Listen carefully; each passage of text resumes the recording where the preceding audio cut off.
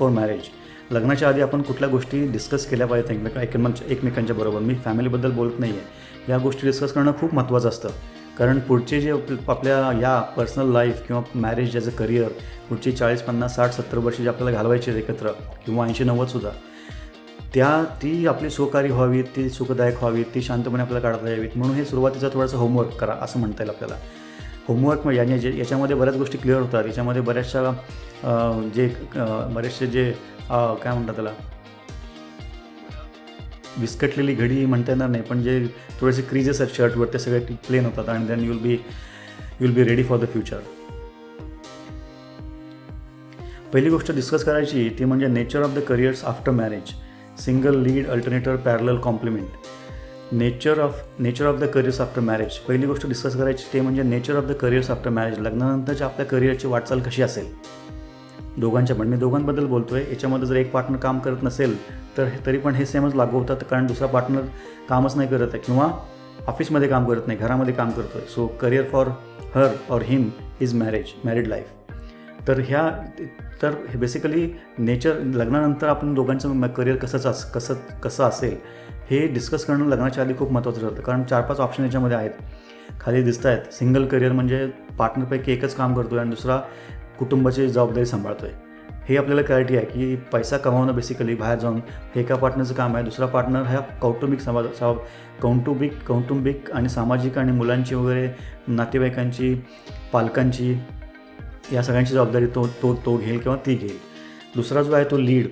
दोघे पण काम करतात पार्टनर्स लग्नामध्ये, आणि त्याच्यामध्ये एक जो आहे त्याच्या करिअरचा किंवा ग्राफ हा जास्त किंवा स्कोप जास्त आहे, किंवा त्याची जो स्पीड आहे काम करण्याचं किंवा प्रोग्रेस करण्याचं, यश मिळवण्याचं, तेही दुसऱ्यापेक्षा चांगलं आहे.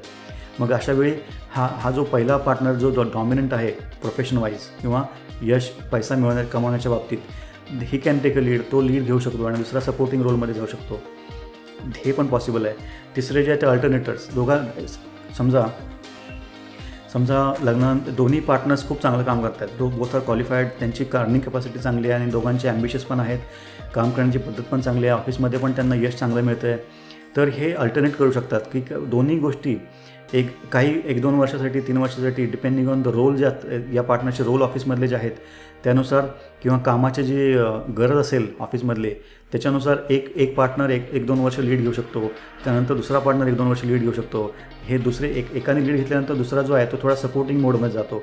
तो मोठे ॲम्बिशियस किंवा एकदम खूप मोठे इफेक्ट करणारे डिसिजन घेत नाही, जॉब चेंज करणं असेल किंवा रिलोकेशन असेल असं. मग हे अल्टरनेटर जे आहे, दोन्ही पण काम करत आहेत, दोन्ही पण चांगलं काम करत आहेत, फक्त ते ठरवून करतात की या वर्षी आपण एक काम करूया, तू चांगला जॉब बघ, रिलोकेशन असेल तर आपण तसं करूया, विल गेट रिलोकेट. 2 वर्षानंतर मी मोठ्या मुवमेंट करतो करिअरमध्ये आणि तू सपोर्ट कर. हे दिस इज अल्टरनेटर. असं पण पॉसिबिलिटी आहे. तिसरं आहे तर पॅरलल. दोन्ही पण ॲम्बिशियस आहे, दोन्ही पण परफॉर्मिंग आहे, दोन्हींची कपॅसिटी पैसे कमावण्याची चांगली आहे, दोन्ही पण खूप चांगलं काम करत आहेत, दोघांच्यावर पण जबाबदारी खूप मोठी आहे आणि दोघे पण पॅरलली काम करतात. अशा वेळी तुम्हाला सपोर्ट सिस्टमची गरज लागते. दोन्हीही पॅरलली काम करू शकतात, पण मग तुम्हाला जी मॅच्युरिटी आहे मॅनेज करण्याची, वर्क लाईफ बॅलन्स, एकमेकांना वेळ देणं, कुटुंबाची जबाबदारी घेणं, पालकांची जबाबदारी घेणं, समाजासाठी काहीतरी करणं किंवा स्वतःच्या हॉबीज आणि पॅशन्स फॉलो करणं, या सगळं करण्यासाठी खूप जास्त ऑर्गनाइज्ड एफर्टची गरज असते. आणि हे सगळे कपल्स करू शकतातच असं नाही आहे. This is very demanding. Parallel tracks जे आहेत करिअरमधले कपलच्या बाबतीतचे, ते जर दोन्ही पॉवरफुल असतील तर त्याच्यामध्ये मिळणारं यश पण अफाट असतं, पण त्याचबरोबर ते मॅनेज करणं पण तेवढंच अवघड असतं. त्यामुळे तुम्हाला सपोर्ट सिस्टीम पाहिजे, मित्रमंडळी किंवा फॅमिली बरोबर पाहिजे, किंवा सपोर्ट सिस्टीममध्ये कामगार पण असू शकतात, आचार्य आहेत, घरकाम करणाऱ्या बायका आहेत वगैरे वगैरे, ड्रायव्हर आहे, शॉफर आहे. ही सगळी सिस्टीम असेल तर हे मॅनेजेबल आहे. पण तरी पण मुलांच्या बाबतीत स्पेसिफिकली किंवा पालकांच्या बाबतीत त्यांची काळजी घेण्यासाठी कोणीतरी माणूस लागतोच नेहमी. विशेषतः मुलांची शिक्षण जे आहे ते तुम्ही आउटसोर्स करू शकत नाही, आणि आउटसोर्स केलं तर त्याची जी रिॲक्शन आहे, त्याचे रिझल्ट आहेत, त्याच्यावर आपला कंट्रोल खूप कमी राहतो. म्हणून हे पॅरलल जे आहे ते पॉवरफुल खूप असलं तरी पण कॉम्प्लेक्स पण तेवढंच आहे काम त्या प्रत्यक्षात उतरवण्यामध्ये. चौथा ऑप्शन आहे तो कॉम्प्लिमेंटमध्ये एकाचा जो आहे त्याचा पॉवरफुल जॉब आहे आणि दुसरा जो आहे तो सतत कॉम्प्लिमेंटरी रोलमध्ये आहे. फॉर एक्झाम्पल, एक जर गव्हर्नमेंट ऑफिशियल असेल पार्टनर, तर दुसरा फ्रीलान्सर आहे, लेखक आहे उदाहरणार्थ, किंवा कवयित्री आहे किंवा पेंटर आहे, की ज्याच्यामध्ये फार डिमांडिंग आहे, प्रवास करायची किंवा बाहेर जाऊन वेळ घालवण्याची गरज नसते. हे कॉम्प्लिमेंटरी आहे. एक पार्टनर खूप डॉमिनंट काम करतो आहे, त्याला खूप डिमांडिंग काम आहे, त्याच्यावर जबाबदारी खूप आहे, खूप वेळ घालावा लागतो. दुसरा पार्टनर जो आहे तो घराची जबाबदारी घेतो, त्याचबरोबर त्याला जे आवडतं पॅशन, हॉबीज, कॉम्प्लिमेंटरी, पैसा कमावणं उद्देश नसतोच बऱ्याच वेळा यामध्ये. कॉम्प्लिमेंटरी म्हणजे मला पाहिजे, माझं मन रमावं म्हणून मी काहीतरी करतो आहे, असं पण करिअर होऊ शकतो. बेसिकली हे डिस्कस करायची गरज अशी आहे की लग्नानंतर बऱ्याच वेळा भारतीय स्पेसिफिक कॉन्टेक्समध्ये सासरची मंडळी मुलीने जॉब करावा असं जरी म्हणली तरी पण मुलीने जॉब करावा, घराची पण जबाबदारी घ्यावी आणि मुलं-बाळं पण बघावीत आणि पालक पण बघावेत अशी अपेक्षा असते. आणि जी वेळ आहे 24 तासाची त्याच्यामध्ये बऱ्याच वेळा हे मॅनेज होईल असं हे खूप अवघड असतं. आणि जशी जबाबदारी वाढत जाईल तशी ऑफिसास वाढतात, ट्रॅव्हलिंग वाढते, रिलोकेशनमुळे एकमेकांपासून दूर राहावं लागतं, असे बरेचसे प्रसंग येतात ज्याच्यामध्ये 100% किंवा 100-150% काम केल्यानंतरसुद्धा या सगळ्या अपेक्षा हे करता येत नाहीत, या सगळ्या अपेक्षा पूर्ण करता येत नाहीत लोकांच्या. त्यामुळे मग रिलेशनशिपमध्ये प्रॉब्लेम येऊ शकतात. यासाठी क्लॅरिटी आधी पाहिजे, नंतर नाही.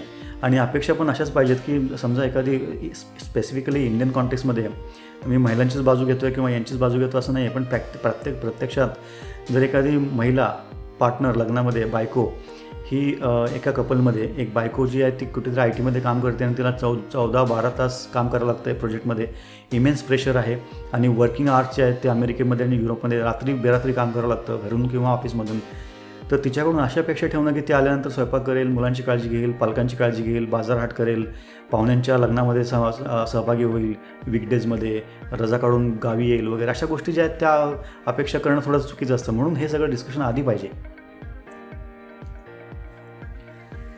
त्यानंतर domestic duties and family responsibilities. मी आत्ता जे बोललो की managing house is not a no less than job, managing house is no less than a full time job, managing house is no less than a full time job. पूर्ण वेळ काम करण्यासारखंच घर चालवणं पण तेवढंच जबाबदारीचं आणि ताकदीचं काम आहे. त्यामुळे घरातली कामं कोणी करायची आणि कौटुंबिक जबाबदाऱ्या कशा घ्यायच्या, वाटायच्या, हे पण डिस्कस केलं तर खूप त्याचा फायदा लाँग टर्ममध्ये होतो. कारण हे मी आत्ता जे आपण डिस्कस केलं की बायकोणी किंवा स्पेसिफिकली इंडियन कॉन्टेक्समध्ये बायकोने आल्यानंतरच भांडी घासली पाहिजे, स्वयंपाक केला पाहिजे, झाडं लोट केली पाहिजे, पालकांची काळजी घेतली पाहिजे. हे म्हणजे तिने 24 तासामध्ये एका दिवसामध्ये 36 तास काम कशी करणार ती. आणि शेवटी बॉडी फिजिकली ते how can she sustain, mentally how can she sustain, हे सगळं जे आहे बर्नआउटचे प्रकार जे होतात ते यामुळेच होतात. अपेक्षाच खूप विचित्र किंवा अवास्तव असतात लोकांच्या. त्यामुळे हे डिस्कशन आधी पार्टनरमध्ये झालं पाहिजे लग्नाच्या आधी की कौटुंबिक जबाबदारी ही दोघांची असली पाहिजे. कारण मी पण काम करणार आहे, तू पण काम करणार आहे, हे आपण वाटून घेतलं पाहिजे. एका संडेला तू काम कर, दुसऱ्या संडेला मी काम करेन. जेव्हा माझ्या करिअरमध्ये खूप डिमांडिंग जॉब आहे की 18 तास मला काम करावं लागतं आहे आणि 4 दिवस ट्रॅव्हलिंग आहे, त्यावेळी तुला the other partner will have to take care, दुसऱ्या पार्टनरला ते सगळं मॅनेज करावं लागेल. हे डिस्कशन, ही जबाबदारी, याचं बेसिकली ह्या जरी आपण भविष्यातल्या गोष्टी बोलत असलो तरी पार्टनरला लक्षात ही गोष्ट येते की जर अशी परिस्थिती आली तर आपल्याला हे करावं लागेल. आणि जर तुम्हाला पार्टनर याच वेळी असं म्हणाला की हे शक्यच नाही, मी करणारच नाही, तू जॉब पण कर आणि हे फॅमिलीचा रिस्पॉन्सिबिलिटी बघ आणि सगळंच बघ, तर तुमच्या लक्षात ही गोष्ट आली पाहिजे की ही कम्पॅटिबिलिटी आहे का, हे आपण मॅनेज करू शकू का. ही व्यक्ती, समोरचा पार्टनर जर आत्ताच म्हणत असेल की मला हे जमणारच नाही, किंवा महिला हजबंड किंवा समोरची व्यक्ती असं म्हणते की पालकांची काळजी घेणं मला जमणारच नाही, लग्नानंतर आपण वेगळंच राहायचं. मी उदाहरण देतो आहे, मी हजबंड और वाईफ याच्याबद्दल बोलत नाही, मी उदाहरण देतो आहे डिस्कशन्स बिफोर मॅरेज. अशा जर अपेक्षा असतील, काही अवास्तव अपेक्षा मी अशा पण पाहिल्यात. मी माझ्या वैयक्तिक आयुष्यामध्ये नाही की माझ्या मुलीचं लग्न घरापासून 5 किलोमीटर रेडियसमध्येच झालं पाहिजे, म्हणजे सासर जे आहे ते घरापासून 5 किलोमीटर त्रिज्येमध्येच पाहिजे. ह्या अशा पण अपेक्षा असू शकतात. हे जर तुम्हाला आधीच माहीत असेल आणि हे नॉन निगोशिएबल आहे, ते 5 किलोमीटरच्या बाहेर जाणारच नाही, असं पण पाहिलं आहे मी. त्यामुळे या गोष्टी डिस्कस करणं खूप गरजेचं आहे. जरी आता हे थोडं हास्यास्पद असलं तरी पण असे विचार करणाऱ्या पण फॅमिली आहेत, असे विचार करणाऱ्या मुली पण आहेत, असे विचार करणारी मुलं पण आहेत. त्यामुळे या सगळ्या गोष्टी आधीच क्लिअर होणं महत्त्वाचं. लग्न झाल्यानंतर एकदा तुमचे हात दगडाखाली गेले दोघांचे पण, की नंतर तुम्ही ते दगड किती मोठा आहे आणि हात चेपले जात आहेत आणि दुखत आहेत वगैरे असं बोलून फायदा नाही. याच्यानंतरचा पॉईंट म्हणजे डिसिजन मेकिंग. आपण जे आयुष्यामध्ये निर्णय घेऊ पुढचे, कॉम्प्लेक्स, सिम्पल किंवा कॉम्प्लेक्स, त्याच्यामध्ये आपलं एकमेकांचं म्हणणं कसं असेल, आर्थिक निर्णय कोण घेईल, आपले कुटुंबाचे निर्णय, विशेषतः मुलांच्या बाबतीचे निर्णय, शिक्षणाबद्दलचे निर्णय कोण घेईल, कसे घ्यायचे आपण, त्यानंतर एकमेकांच्या पालकांच्याबद्दलचे, त्यांना सपोर्ट करण्याचे निर्णय कसे घ्यायचे, जे काही निर्णय आपल्याला कॉम्प्लेक्स और सिम्पल आपल्याला आयुष्यामध्ये घ्यायचे ते कोण घेईल आणि कसे घेईल, याच्यामध्ये दोघांचे पार्टिसिपेशन किती असेल, याची क्लॅरिटी लग्नाच्या आधी पाहिजे. या सगळ्या प्रश्नांची उत्तरं जरी इमिजिएटली तुम्हाला मिळाली नसली लग्नाच्या आधी, तरी पण तुमच्या डोक्यात थॉट प्रोसेस, विचारचक्र सुरू झालेलं आहे की हा प्रश्न मला विचारला होता आणि उत्तर मी हे दिलं होतं, त्यामुळे जर भविष्यामध्ये अशी परिस्थिती आली तर मी असं बोललं त्याप्रमाणे मला वागावं लागेल, आणि मी जर असं बोलल्याप्रमाणे वागलो नाही तर त्याचे रिपरकशन्स, त्याचे परिणाम पण होऊ शकतात. याची क्लॅरिटी तरी कमीत कमी लोकांना येते की हे सगळं डिस्कस करतो आहे आपण, म्हणजे सिरियसनेस किती आहे या रिलेशनशिपचा ते पण लक्षात येतं लोकांच्या. त्यानंतर फायनान्शियल इंडिपेंडन्स और फायनान्शियल इंटरडिपेंडन्स. पैसा हा बेसिकली खूप अवघड गोष्ट असते. कमवणं एक वेळ माझ्या एक्सपिरियन्सनुसार सोपं आहे, पण ते मॅनेज करणं खूप अवघड आहे, कारण पैशामुळेच नातेच दृढ होतात किंवा दुरावा निर्माण होतो. कसं येऊ शकतं, कसं वापरला जातो त्यावर आहे. त्यामुळे आणि जर कपलमध्ये दोन्ही पण कमवत असतील तर कोणाचे पैसे कोणी जबाबदारी घ्यायची, कलेक्टिव्ह रिस्पॉन्सिबिलिटीमध्ये काय घ्यायचं, म्हणजे कधी अमेरिकन का युरोपियन पद्धत वापरली तर खर्चामध्ये ग्रॉसरी कोण आणेल, रेंट कोण भरेल, कारचं पेट्रोल कोण भरेल, इथपर्यंत पण डिटेलमध्ये जाऊ शकतो. आपल्याकडे भारतामध्ये तसं करत नाही शक्यतो. मी तर असं कुठे पाहिलेलं नाही या डिटेलला जाणारी कपल्स आत्तापर्यंत तरी नाही पाहिली. पण बेसिकली तुझे पैसे तुझ्याकडे, माझे पैसे माझ्याकडे, जे कलेक्टिव्ह रिस्पॉन्सिबिलिटी आहे ते आपण घर घ्यायचं किंवा मेजर डिसिजन्स आहेत कार घ्यायचे वगैरे, त्यावेळी आपण एकत्र येऊ. तो त्यानंतर जो एक कम्फर्ट झोन आहे, मला फॉर एक्झाम्पल बायकोला असं वाटलं की मेकअप किट मला 1.5 लाखाचा घ्यायचा आहे आणि शी इज अर्निंग लॉट, तर ती घेऊ शकते, कारण तो जो बफर आहे तो पॉकेट मनी किंवा ते जे पर्सेंटेज आपण ठरवलं आहे त्यामध्ये निर्णय आपण घेऊ शकतो.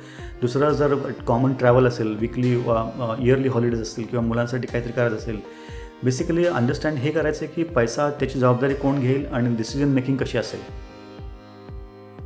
एक जर पार्टनर म्हणाला की सगळे पैसे माझ्याकडेच येतील, तुझा पगार पण माझ्याकडे येईल, माझा पगार पण माझ्याकडे येईल, तुझ्या लागतील तेव्हा मागून घे किंवा लागेल तेव्हा मागून घे, नंतर मी विचार करून द्यायची का नाही, या गोष्टी पण क्लॅरिटी पाहिजे, नाही का. याच्यानंतरचा महत्त्वाचा पार्ट करिअरशी रिलेटेडचा आहे. Career moves, job changes, relocations, promotions. Career moves, job changes, relocation, promotions, या गोष्टी मॅनेज कशा करायच्या. कारण जर पार्टनर दोन्ही काम करत असेल तर एकाला प्रमोशन मिळत असेल, त्या प्रमोशन मिळाल्यामुळे त्याचं जर रिलोकेशन होत असेल, नवीन ठिकाणी जात असेल, किंवा ठिकाण तेच आहे पण प्रमोशन मिळाल्यामुळे कामाचं स्वरूप बदललं आहे, खूप जास्त प्रेशर आहे, खूप ट्रॅव्हलिंग करावं लागतं, अशा गोष्टी ज्या सामाजिक आपल्या वैयक्तिक किंवा कौटुंबिक स्वास्थ्यावर जे परिणाम करू शकतात किंवा वर्क लाईफ बॅलन्समध्ये थोडासा चेंज करू शकतात, वर्क लाईफ बॅलन्सवर प्रेशर टाकू शकतात, या गोष्टींची पण क्लॅरिटी सुरुवातीलाच असलेली बरी असते. मी मगाशी म्हणालो तसं या सगळ्या प्रश्नांची उत्तर तुम्हाला लगेच मिळतील अशी अपेक्षा नाही आहे, पण कमीत कमी ते विचार तरी सुरू होईल, विचारचक्र सुरू होईल की अरे अशी परिस्थिती आली तर असं करता येईल.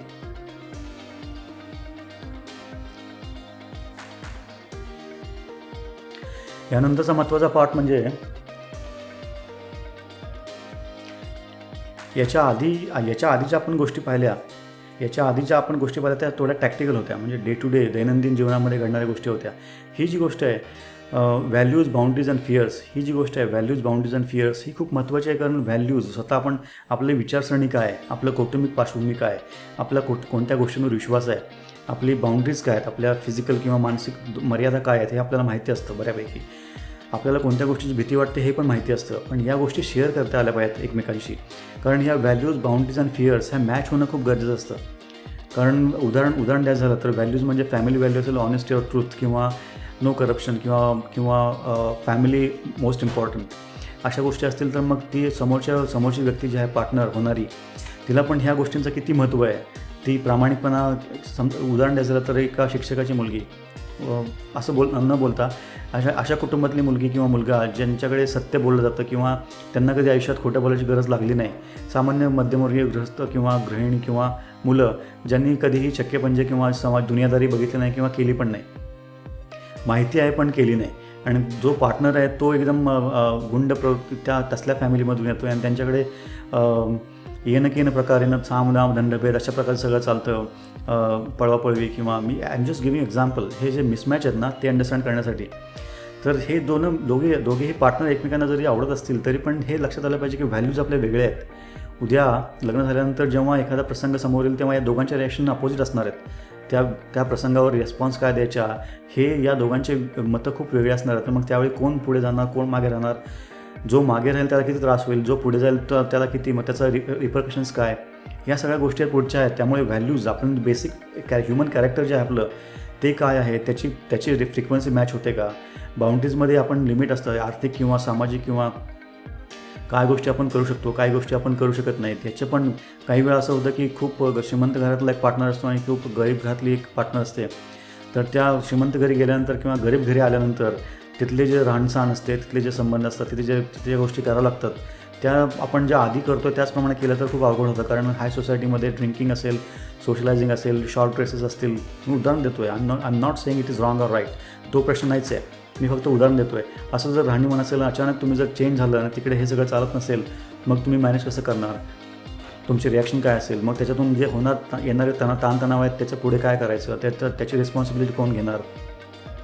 कोणी माघार घ्यायची? हे सगळ्या गोष्टी आपण आधी डिस्कस केल्या पाहिजेत. आणि फिअर्स म्हणजे एक माणसाला, प्रत्येकाला कशाचं कोणत्या तरी एका गोष्टीची भीती असते की उदाहरण द्यायचं झालं तरी माझ्या पार्टनरने माझ्यापासून दूर जाऊ नये किंवा दूर गेला तर ह्याचं उदाहरण देणं खूप अवघड आहे. पण फिअर्स मनामध्ये नेहमी असतात की फायनान्शियल कोलॅप्स, आपलं काहीतरी कारणामुळे असं वाटत असतं एका पार्टनरला की कोणत्याही परिस्थितीमध्ये आर्थिक परिस्थिती आपली डबघाईला आली नाही पाहिजे. कारण मी जे पाहिलं आयुष्यामध्ये, तो पार्टनर असा विचार करतो, मी जे पाहिलं आयुष्यामध्ये ते परत कधी मला बघायला नाही मिळालं पाहिजे. आणि जर पार्टनर समोरचा दुसरा ऐकून घेणारा असं म्हणत असेल की कोणत्याही परिस्थितीमध्ये अगदी घरदार विकावं लागलं तरी पण मी व्यवसाय सुरू करणार आणि तो चालूच ठेवणार, असं जर असेल तर तुम्हाला आधीच लक्षात आलं पाहिजे की आपण जे विचार करतो, आपल्या मनात जी भीती आहे बँकरप्सीची किंवा आर्थिक डबघाईची किंवा घरदार विकण्याची, हा समोरची व्यक्ती ऑलरेडी तसा डिस्कस करते, विचार करते की हे जरी करायला लागलं तरी मी माझं ध्येय सोडणार नाही. आता ध्येय काय आहे त्याच्यावर अवलंबून भरपूर आहे, त्याला सपोर्ट सिस्टम काय आहे त्याच्यावर अवलंबून आहे. पण सांगायचा मुद्दा असा की माझ्या मनात जी भीती आहे ती मला सांगता आली पाहिजे आणि समोरच्याच्या मनातली भीती पण लक्षात आली पाहिजे. म्हणजे हे जे क्रॉस मॅच किंवा मिसमॅच आहेत ना, ते योग्य वेळी योग्य ठिकाणी मॅनेज करता येतं किंवा अवॉइड करता येतं. यासाठी व्हॅल्यूज, बाउंड्रीज आणि फिअर्स एकमेकांच्या माहिती असणं खूप गरजेचं आहे. कारण नंतर शोध लागल्यानंतर फायदा नाही, लग्नानंतर शोध लागून काहीच फायदा नसतो. कारण तोपर्यंत तीर कमान से निकल चुका आहे असं म्हणतात हिंदीमध्ये. तोपर्यंत आपण बाण मारलेला आहे, तो आता परत घेता येत नाही का? याच्यानंतरचा पॉईंट म्हणजे constant comparison of each others careers. याच्यानंतरचा पार्ट म्हणजे constant comparison of each other's career. म्हणजे माझं करिअर तुझ्यापेक्षा चांगलं कसं, मी कसं चांगलं जास्त काम करतो, मी कसा फोकसमध्ये आहे, मला कसं प्रमोशन मिळालं आणि तू काहीच नाही करत, तुला पैसा कमी मिळतो. मी नवरा बायकोबद्दल बोलत नाही, I am not talking about male husband or wife, I am talking about partners. आणि हे दोन्ही बाजूने येऊ शकतं, कोणाची बाजू घ्यायची गरज नाही आहे. त्यामुळे कंपॅरिझन करायचं नाही, कारण प्रत्येकाचं वैयक्तिक कपॅसिटी वेगळी आहे, प्रत्येकाचे वैयक्तिक सर्कमस्टान्सेस वेगळे आहेत, प्रोफेशनल, प्रत्येकाचे ऑब्जेक्टिव्ह वेगळे आहेत, प्रत्येकाची काम करण्याची पद्धत वेगळी आहे, प्रत्येकाचे टॅलेंट वेगळं आहे, प्रत्येकाची माणसांना मॅनेज करण्याची कपॅसिटी वेगळी आहे. त्यामुळे हे सगळं होत राहणार आहे. कोणतरी चांगला असणार, कोणतरी थोडासा एखाद्या क्षेत्रामध्ये थोडा कमी असेल, दुसऱ्या क्षेत्रामध्ये दुसरा चांगला असेल. हे सगळं कॉम्प्लिमेंटरी झालं पाहिजे. नेहमी तू मॅम करण्यासाठी नाही आहे, हे कॉम्प्लिमेंटरी. तुझ्या स्ट्रेंथ, माझ्या स्ट्रेंथ ह्या एकत्र येऊन खूप मोठी स्ट्रेंथ निर्माण झाली पाहिजे. तुझ्या विकनेस आणि माझी स्ट्रेंथ हे एकत्र येऊन तुझे विकनेस आपल्याला नलिफाय करता आली पाहिजे. हे सगळं महत्त्वाचं आहे ना. तुझे विकनेस आणि माझी विकनेस याच्यामध्ये मारामारी करून काही फायदा नाही आहे. किंवा माझी स्ट्रेंथ आणि तुला कसं जमत नाही, माझं कम्युनिकेशन चांगलं असेल वर्बल, आणि मी जर पार्टनर म्हणाला की तुला बोलता पण येत नाही, हे बोलायची गरज नाही. उलट मी तुला शिकवायला पाहिजे how can you communicate, how can you come up. या सगळ्या गोष्टी आहेत. यासाठी constant comparison of each others careers will not going to help. Constant comparison of each others careers is not going to help anybody. कोणालाच त्याची मदत होणार नाही. हे फक्त तूमय होतं आणि त्याच्यातून मग क्रॅक्स, नातेबंधामध्ये क्रॅक्स निर्माण व्हायला सुरुवात होते. याच्यानंतरचा महत्त्वाचा point me time. Managing your personal hobbies and passions. Managing your personal time and hobbies. हे एकदा मी वर्किंग प्रोफेशनलबद्दल बोलतो आहे, कपल्सबद्दल बोलतो आहे, पण हे आपल्या सगळ्यांना होतं. बऱ्याच वेळा असं होतं की लग्नाआधी बराचसा वेळ मिळतो, ऑफिसमध्ये आल्यानंतर घरी 2 तास 2.5 तास किंवा सॅटर्डे संडे विकेंड्सला वगैरे, त्यामध्ये आपण आपला टाईम मॅनेज करतो किंवा आपले मनोरंजन करून घेतो किंवा गाणी ऐकतो, पिक्चर बघतो, फिरायला जातो. त्याचबरोबर आपल्या ज्या पॅशन्स आणि हॉबीज आहेत त्या फॉलो करतो. ड्रॉइंग असेल, म्युझिक असेल, बॉक्सिंग असेल, ट्रेकिंग असेल, काही. पण लग्न केल्यानंतर याच्यावर मर्यादा येते, कारण वेळ तुम्हाला दोघांना पण द्यायचं आहे. काम तर सेमच चालू आहे, कौटुंबिक जबाबदारी वाढलेली आहे, व्यावसायिक जबाबदारी वाढलेली आहे, एकमेकांची जबाबदारी आलेली आहे. आणि त्यानंतर घरामध्ये पण सगळं मॅनेज करायचं आहे. स्वयंपाक असेल किंवा जेवण खाण असेल, देखभाल असेल, हे सगळं आहे. त्याचबरोबर एकमेकांबरोबर वेळ पण घालवायचा आहे. हे सगळं, त्यामुळे प्रेशर जे येतं ते सगळं, हे टाईम जो आहे स्वतःसाठीचा काढून ठेवलेला, तो कसा आपण मॅनेज करतो हे पण महत्त्वाचं आहे. बऱ्याच वेळा असं बघितलं आहे भारतीय कॉन्टेक्स्टमध्ये की विशेषतः महिलांना असं समजलं जातं की त्यांनी तो मी टाईम त्यांना नसतोच कधी. त्यांनी काम ऑफिसमध्ये पण करायचं, घरी पण करायचं, नवऱ्याची काळजी घ्यायची, पालकांची काळजी घ्यायची, समाजाची काळजी घ्यायची, सगळ्यांची काळजी घ्यायची. स्वतःकडे सगळं झाल्यानंतर जर वेळ मिळाला तर स्वतःकडे बघायचं. आणि ही एकदा सवय लागली, बेसिकली अपब्रिंगिंग अशी असते की स्वतःकडे बघण्याची त्यांना गरज पण वाटत नाही, ते बघत पण नाही. त्यामुळे स्वास्थ्याबद्दलची तक्रारी, नंतर बोर्डम, हे सगळे जे प्रकार आहेत ते त्यामध्ये अडकून न राहता प्रत्येकाच्या आवडीनिवडी जपणं हा प्रत्येकाचा अधिकारच आहे. त्यामुळे एकत्र येऊन बसून डिस्कस करून यावर मात करता येऊ शकते. पण या गोष्टी क्लॅरिटी आधी पाहिजे. लग्नानंतर मग हे सगळं भांडणाच्या ह्याच्यामध्ये जातं. तू आधीच का बोलली नाहीस, तू आधीच का बोलला नाहीस, आधीच सांगितलं नाहीस, मला हे खूप आवडतं, मला क्रिकेट खेळायला खूप आवडतं, तू म्हणते संध्याला जायचंच नाही क्रिकेटला, मग कसं करणार मी वगैरे. Just giving example. याच्यानंतर महत्त्वाचा पार्ट म्हणजे लाईफ आफ्टर हॅव्हिंग किड्स आणि रिस्पॉन्सिबिलिटी ऑफ एजिंग पॅरेंट्स. हे खूप महत्त्वाचे पॉईंट्स आहेत आणि आपण याच्यामधून पळून जाऊ शकत नाही किंवा आपण याच्यातून याची जबाबदारी दुसऱ्यावर ढकलू शकत नाही. एक तर मुलांचा जन्म झाल्यानंतरची परिस्थिती आणि आपले जे वयोवृद्ध आईवडील आहेत पार्टनर्सचे, मी नवरा बायको म्हणत नाही, पार्टनर्सचे, त्यांची काळजी घेण्याबद्दलचे जे विचार किंवा त्याच्याबद्दलची जी प्लॅनिंग आहे ती खूप महत्त्वाची आहे. कारण व्यावसायिक करिअरमध्ये स्वतःचं यश आणि अपयश आणि पैशाच्या मागे पळत असताना किंवा व्यावसायिक यशाच्या मागे पळत असताना हे जे दोन महत्त्वाचे आहेत, आपला भूतकाळ म्हणजे आपला उज्ज्वल भूतकाळ म्हणजे आपले पॅरेंट्स आणि आपला उज्ज्वल भविष्यकाळ म्हणजे आपली मुलं, यांच्याकडे दुर्लक्ष करून काही फायदा नाही. कारण जेवढी काळजी आपण या दोघांची घेऊ, जेवढी काळजी आपण आपल्या मुलांची घेऊ किंवा जेवढी काळजी आपण आपल्या पालकांची घेऊ, तेवढीच काळजी आपली मुलं आपला घेतील पालक म्हणून पुढे. So it is reciprocation. आपण काय करतो हे सगळे मुलं पाहतात, पालक पाहतात. त्यामुळे everything that goes around comes around. आपण जे काही करतो ते परत आपल्याकडे येतच कधी ना कधी. त्यामुळे हे थोडं फिलॉसॉफिकल असलं तरी पण याची क्लॅरिटी पाहिजे की मुलांची काळजी कशी घ्यायची. त्यानंतर पालक जे आहेत त्यांची पण जसं वय वाढत जातं तसं त्यांच्या मेडिकल गरजा किंवा भावनिक गरजा हे सगळ्या वाढत जातात. आणि किंवा त्यांना माणूस बेसिकली ओलावाज असतो किंवा त्यांची ज्या अपेक्षा असतात त्या वेगळ्या असतात की तू थोडंसं 5 मिनिट आमच्याबरोबर बसला तरी चालेल, बोल आमच्याबरोबर. एवढ्या साध्या अपेक्षा पण असू शकतात पालकांच्या. त्या तितपत कमीत कमी त्या तरी आपल्याला हे करता आल्या पाहिजे नाही का. त्यासाठी ह्याची क्लॅरिटी आधी पाहिजे की एखादा पार्टनर असं म्हणत असेल की पालकांची जबाबदारी आपण घ्यायचीच नाही, तुझ्या पण नाही आणि माझ्या पण नाही, किंवा तुझ्या नाही घ्यायची माझ्या घ्यायची. असं पण होऊ शकतं की माझे पालक माझ्यावर राहतील पण तुझ्या पालकांना येऊन द्यायचं नाही. हे असं असेल तर तुम्हाला आधीच कळलं पाहिजे की थोडासा इथे मिसमॅच आहे, हा थोडासा ग्रे एरिया आहे किंवा इथे फ्रिक्शन होणार आहे. मग त्यावर तुम्ही उडी मारण्याच्या आधीच याच्यावर उपाय शोधला पाहिजे. कारण त्याचं पुढे त्याचे रिपरकशन्स, त्याचे परिणाम पुढे खूप भयावह होऊ शकतात.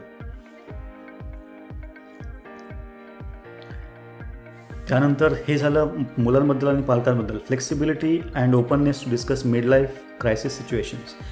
आता सुरुवातीला आपण बेसिकली असं म्हणतो आहे, एक जनरल माझी थॉट, ही जी बोलण्याची पद्धत आहे ती आपण करिअरच्या पहिल्या 10-15 वर्षामध्ये जे कपल्स आहेत त्याच्यामध्ये मला हा इश्यू जास्त जाणवतो आहे, म्हणून मी त्यांच्या दृष्टीने बोलतो आहे. पण नंतर हा ओपननेस आणि फ्लेक्सिबिलिटी जी आहे, जशी आपण मॅच्युअर होतो लग्नानंतर 10-15-20 वर्ष, मिड लाईफ क्रायसिस म्हणजे काय, 20, 25, 30, 35 ते 40-45मध्ये असे प्रश्न आपल्याला पडतात की अरे हेच मला आयुष्यात करायचं होतं का, यासाठीच मी शिक्षण घेतलं का, मी जे शिक्षण घेतलं त्याचा उपयोग होतो आहे का, मी समाजासाठी काय करू शकतो का, मला समाजामध्ये कोण विचारतं का, माझी समाजामध्ये स्थान काय आहे, मी किती कमावलं आहे, माझ्या मुलांच्या भवितव्याचं काय.